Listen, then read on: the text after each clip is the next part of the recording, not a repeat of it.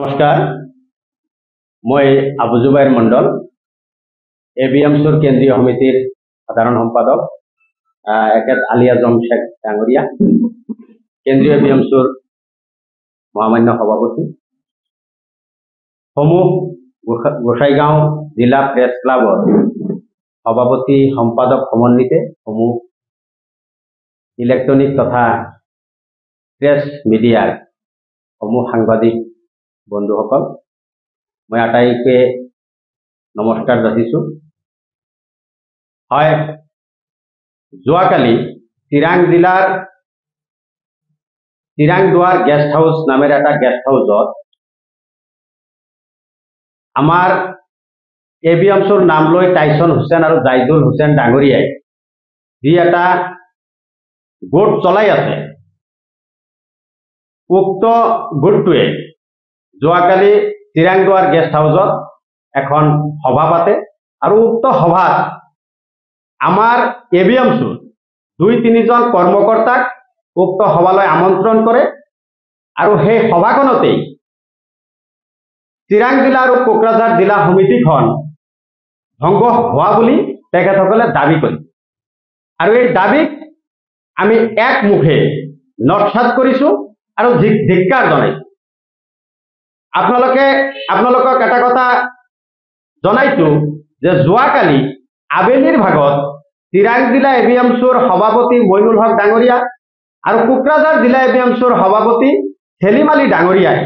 আমালৈ পদত্যাগ পত্ৰ প্ৰেৰণ কৰিছিল আৰু আমি পদত্যাগ পত্ৰ পোৱাৰ পিছতেই সভাপতি ডাঙৰীয়াক সেই কথা অৱগত কৰোৱাৰ পিছত সভাপতি ডাঙৰীয়াৰ অনুমোদন মৰ্মে যোৱাকালিয়ে সন্ধিয়াৰ ভাগত আমি চিৰাং জিলাৰ সভাপতি হিচাপে মহিবুল হক ডাঙৰীয়া, যিগৰাকী কৰ্মকৰ্তা আমাৰ চিৰাং জিলা এবিএমছৰ কাৰ্যকৰী সভাপতি পদত অধিষ্ঠিত হৈ আছিল, তেখেতক আমি তাৎক্ষণিকভাৱে চিৰাং জিলাৰ সভাপতি পদত অধিষ্ঠিত কৰাইছোঁ আৰু সমান্তৰালভাৱে কোকৰাঝাৰ জিলাৰ আনোৱাৰ হুছেইন ডাঙৰীয়াক আমি তাৎক্ষণিকভাৱে জিলাৰ সভাপতি হিচাপে আমি নিযুক্তি দিছোঁ। আমাৰ আনোৱাৰ হুছেইন ডাঙৰীয়া আৰু চিৰাং জিলাৰ আমাৰ মহিবুল হক কাৰ্যকৰী সভাপতি আছিল, তেখেতক আমি জিলাৰ সভাপতি হিচাপে নিযুক্তি প্ৰদান কৰিছোঁ আৰু তাৰপিছত তেখেতসকলে যোৱাকালিয়ে ইতিমধ্যে কাৰ্যভাৰ গ্ৰহণ কৰিছে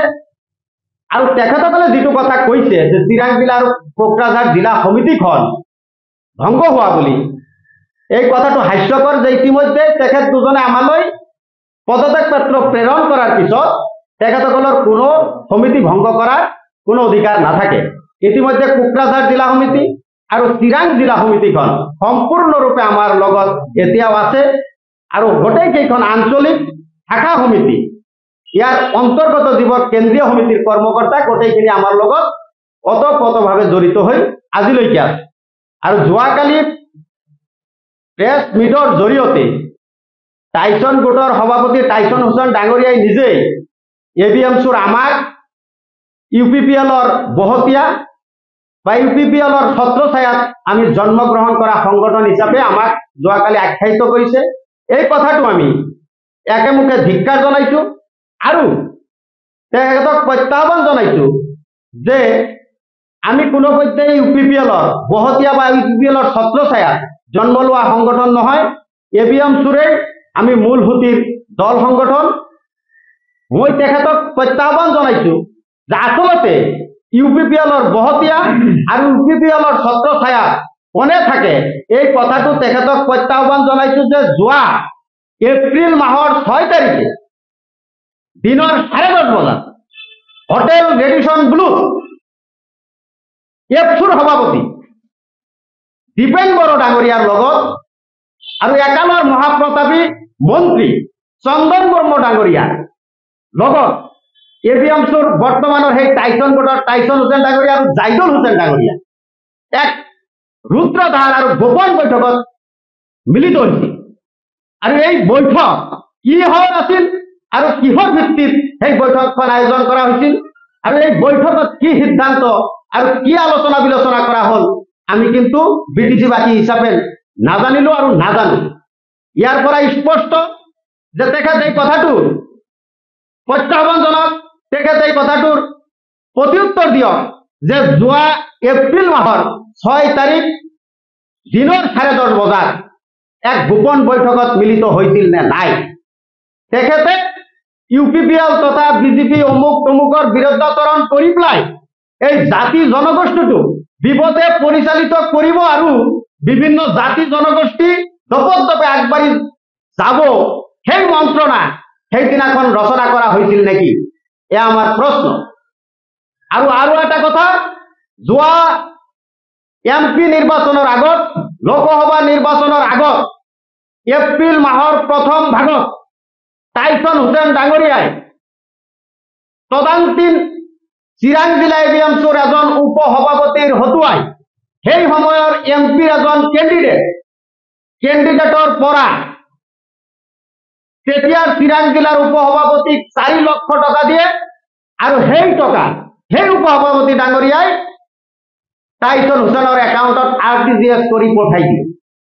আৰু তাৰ পিছতো যদি কেৱল মাত্ৰ আমাক কয় আমি ইউপিপিএলৰ বহুতীয়া দল, আপোনালোকক এটা কথা জনাবলৈ পাই সুখী হ'ম, যোৱা লোকসভা নিৰ্বাচনৰ পূৰ্বে 12 এপ্ৰিল তাৰিখে বৰপেটা ৰোডত আমি কেন্দ্ৰীয় সমিতিখনে এক সভাত মিলিত হওঁ আৰু এই সভাত সিদ্ধান্ত গ্ৰহণ কৰা হয় যে এইবেলি লোকসভা নিৰ্বাচনত যি দলে আমাক, সেই সময়ত আমি একত্ৰিতভাৱে এবিএমচিত আছিলোঁ, যে যি দলে আমাৰ বিভিন্ন দাবী দফাসমূহ তেওঁলোকৰ ৰাজনৈতিক ইস্তাহাৰত প্ৰকাশ কৰিব, সেই দলৰ লগত আমি আলোচনাত মিলিত হৈ পেলাই পৰৱৰ্তী পৰ্যায়ত আমি সিদ্ধান্ত গ্ৰহণ কৰি কাম কৰি তেখেতসকলৰ হৈ আৰু সেই হিচাপে বিডিচিৰ প্ৰধান দল হিচাপে ইউপিপিএল দল আৰু বিপিএফ দলৰ লগত দুয়োটা দলৰ লগতে আমাৰ কেন্দ্ৰীয় এবিএমচিৰ 7গৰাকী বা 9জনীয়া এটা প্ৰতিনিধি দলে আগ্ৰামা মহিলাৰী ডাঙৰীয়াৰ লগত আৰু প্ৰমোদ বড়ো ডাঙৰীয়াৰ লগত পৃথকে পৃথকে মেমোৰাণ্ডাম দাখিল কৰিব লাগে। আৰু এই সিদ্ধান্ত হোৱাৰ পিছত সেই লোকসভা নিৰ্বাচনৰ দিন ঘোষণা হোৱাৰ পিছত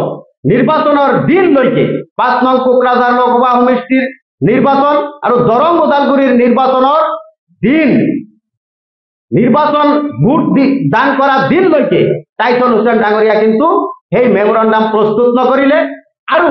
না আগ্ৰামাক প্ৰদান কৰিলে না প্ৰমোদ বড়ো ডাঙৰীয়াক প্ৰদান কৰিলে। কিন্তু এটা সময়ত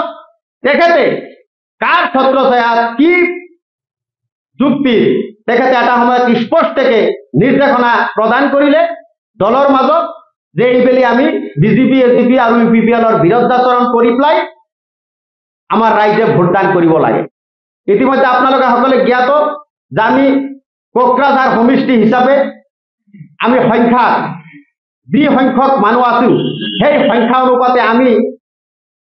নিৰ্বাচনত আমি অকলে সংখ্যালঘু জনগোষ্ঠী হিচাপে আমি তাত এটা সিদ্ধান্ত দি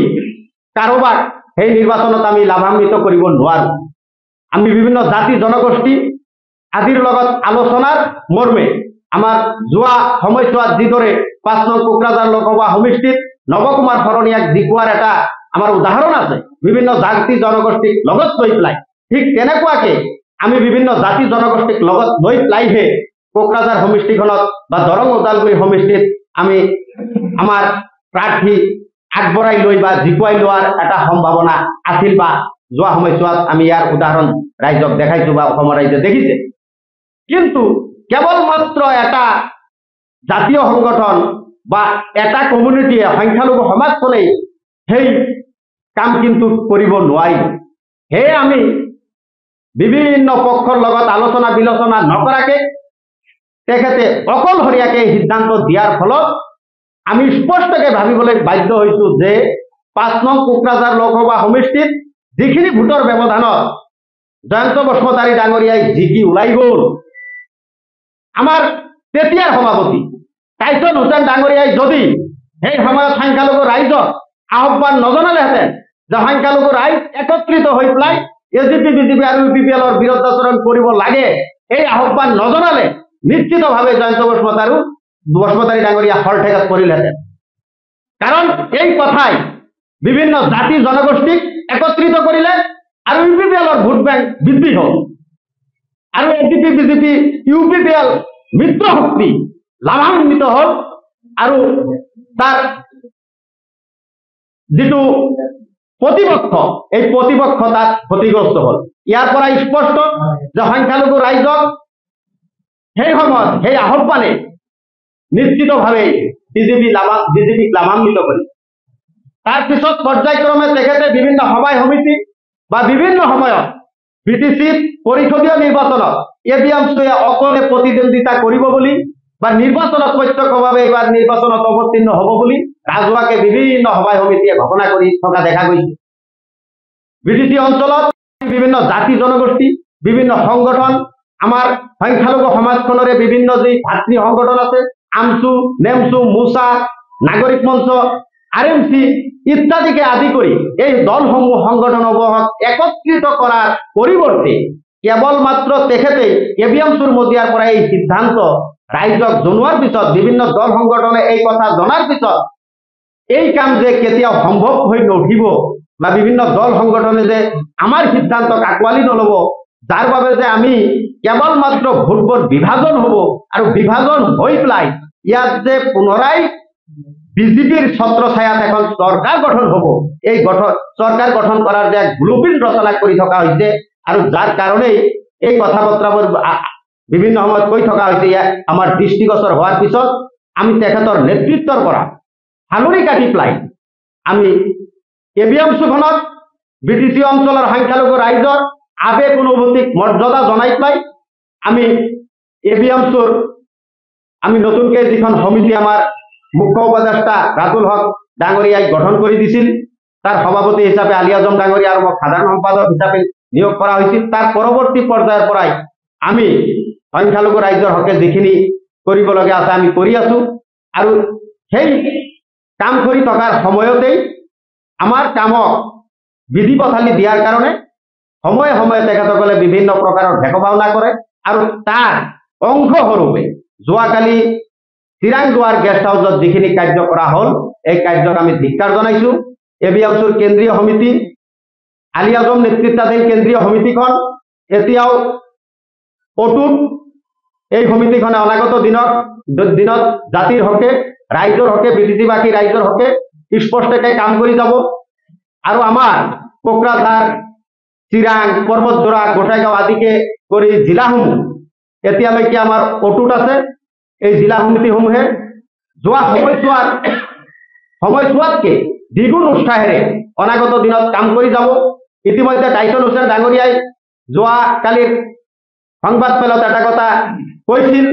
যে বিটিসি প্ৰশাসনে যোৱা 4টা বছৰে তেখেতসকলক এবাৰো আমন্ত্ৰণ কৰা নাই বিভিন্ন কাৰ্যসূচী বা বিভিন্ন বিষয়ত, কিন্তু আলী আজম আৰু জুবাইৰে এবিএমসিৰ নাম লৈ যি এবিএমসি চলাই আছে তেখেতসকলক বিটিসি প্ৰশাসন বা বিভিন্ন সভায় সমিতিয়ে আমন্ত্ৰণ কৰে এই কথা তেখেতে যোৱাকালি কৈছিল। সেই কথাৰ আমি প্ৰত্যুত্তৰ দিব বিচাৰিছো। যোৱা 5টা বছৰে টাইসন হুছেইন ডাঙৰিয়াই এবিএমসিৰ সভাপতি সাধাৰণ সম্পাদক আদিকে কৰি বিভিন্ন পদত অধিষ্ঠিত হৈ থাকে, কিন্তু কেবলমাত্ৰ তেখেতে ৰাজপথত আন্দোলনাই কৰিলে। এই 4-5 বছৰৰ ভিতৰত এবাৰো তেখেতে কেন্দ্ৰীয় সমিতিৰ পেডত লিখিতভাৱে অসম চৰকাৰ বা বিটিসি প্ৰশাসনক নজনালে যে আমি এই বিষয়ৰ ওপৰত আপোনালোকৰ লগত এটা দ্বিপাক্ষিক অথবা ত্ৰিপাক্ষিক আলোচনাত মিলিত হ'ব খোজো। আমাৰ এই সমস্যা তাকে নকৰি কেবলমাত্ৰ চৰকাৰৰ লগত ৰাতিত লিলিমাই কৰি দিনৰ পোহৰত জিন্দাবাদ মুৰ্দাবাদ দি পেলাই সংখ্যালঘু জনগোষ্ঠীটোৰ উন্নয়ন সংখ্যালঘু জনগোষ্ঠীৰ বিভিন্ন সমস্যাৰ সমাধান আদিৰ পৰা বিৰত ৰাখি তেখেত ব্যক্তিগতভাৱে মুনাফা আদায়ৰ এক কূটকৌশল ৰচনা কৰা বুলি আমাৰ দৃষ্টিগত ৰয়েছে। সাংবাদিক বন্ধুসকল আৰু ইয়াত উপস্থিত থকা আমাৰ কেন্দ্ৰীয় কমিটিৰ সাধাৰণ সম্পাদক ধৰি বিভিন্ন কৰ্মকৰ্তাসকল, পোনপ্ৰথমে আজি মই আপোনালোকৰ সন্মুখত যোৱাকালি টাইসন হুছেইন ডাঙৰীয়াই প্ৰেছ মিট যোগে যি এটা বাৰ্তা সমাজৰ মাজত বিশৃংখলা সৃষ্টি কৰিছে তাক মই এক কথাত ধিক্কাৰ জনাইছো। আৰু এইটো স্পষ্ট কথা যে কোকৰাঝাৰ জিলা আৰু আমাৰ চিৰাং জিলা যিটো অংগ বুলি তেখেতে ঘোষণা কৰিছে এয়া একেবাৰে ঘাট মিছা কথা। গতিকে আমি গোটেইখিনি তদন্ত কৰ্মে আমি এটা বস্তু স্পষ্ট যে আচলতে আজিৰ দিনত এভিএমছৰ তেখেতৰ সভাপতি হিচাপে একেবাৰে নিৰাশ হৈছে। তেখেতৰ লগত আচলতে এভিএমছৰ কোনো ল'ৰা নাই আৰু কোনো ৰাইজ তেখেতৰ লগত নাই। সেয়েহে তেখেতে পাগলৰ দৰে আজিৰ দিনত ৰাইজৰ মাজত পাগলামি কৰি আছে। গতিকে তেখেতে ভয় খাইছে। গতিকে তেখেতে আমাৰ প্ৰতি তেখেতৰ যিটো দুৰ্বলতা সেই দুৰ্বলতা নিজে নিজে প্ৰকাশ কৰিব ধৰিছে। গতিকে মই তেখেতক আৰু এটা মেছেজ দিব বিচাৰিছো যে তেখেতে স্পষ্টভাৱে সাজু হৈ থাকক। মই 2-4 দিনৰ ভিতৰত বা 1 মাহৰ ভিতৰত তেখেতৰ যিটো গৃহ জিলা এই গৃহ জিলা মই বনাই আছো। তেখেতৰ গৃহ জিলাৰ পৰা বহু ল'ৰা আমাৰ ওচৰলৈ আহি আছে। অকল মই এটা সময়ৰ অপেক্ষাত আছো। গতিকে আমি আগন্তুক দিনত বিটিচি অঞ্চলৰ যি কেইখন জিলা আছে এভিএমছত গতিকে পৰিপূৰ্ণভাৱে তেখেতসকলে আমাৰ লগত আলোচনা কৰি আছে আৰু তেখেতসকলে আহিব। গতিকে তেখেতে যোৱাকালি যিটো এটা মেছেজ ৰাইজৰ মাজত দিছে যে তেখেতে এটা কথা কৈছে আমি কথাকথিত নেতা। মই তেখেতক এটা কথা ক'ব বিচাৰিছো যে তেখেতে যেতিয়া এভিএমছত অহা নাই, এভিএমছত নহাৰ আগতে মই এভিএমছৰ উপসভাপতি। গতিকে তেখেতে এভিএমছত নহাৰ আগতে মই এভিএমছৰ সভাপতি। ৰাফিকুল ইছলাম যেতিয়া হত্যা হৈছিল তেতিয়াও মই কিন্তু এভিএমছৰ সভাপতি। গতিকে তেখেতে এই কথাখিনি জনা উচিত যে কথাকথিত নেতা কোন। গতিকে মই আপোনালোকৰ জৰিয়তে এটা কথা ৰাইজক ক'ব বিচাৰিছো যে আচলতে তেখেতে অকল নিজে হাইলাইট হোৱাৰ কাৰণে ৰাজপথত আন্দোলন কৰিব বিচাৰিছে। কোনো চৰকাৰী পক্ষৰ লগত আলোচনা কৰি জাতিৰ যি সমস্যা এই সমস্যাখিনি সদায় তেখেতে জীয়াই ৰাখি তেখেতে কেনেকৈ টিআৰপি লাভ কৰিব পৰা যায়, তেখেতে কেনেকৈ হাইলাইট হ'ব পৰা যায়, তেখেতে এণ্ডাৰৰ সুযোগ লৈ কেনেকৈ তেখেতে কোটিপতি হ'ব পৰা যায়, ইয়াৰ আশা তেখেতে বহি আছে। গতিকে মই ৰাইজক আপোনালোকৰ জৰিয়তে তেখেতৰ পৰা দূৰত থাকি এভিএমছক জীয়াই ৰখাৰ স্বাৰ্থত বিটিআৰ অঞ্চলৰ ৰাইজক মই আহ্বান জনাইছো।